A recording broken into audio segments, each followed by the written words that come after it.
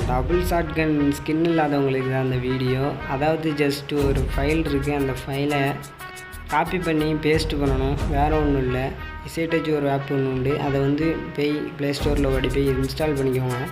Install பண்ண உடனே நீங்கள் என்ன பண்ணணும்னா இசைட்டச் ஒரு ஆப்புக்குள்ளே போயிட்டு நம்ம டவுன்லோடு பண்ணி வச்சுருக்கோம்ல, அது எங்கே கிடக்கும்னா டவுன்லோடுக்குள்ளே தான் கிடக்கும்.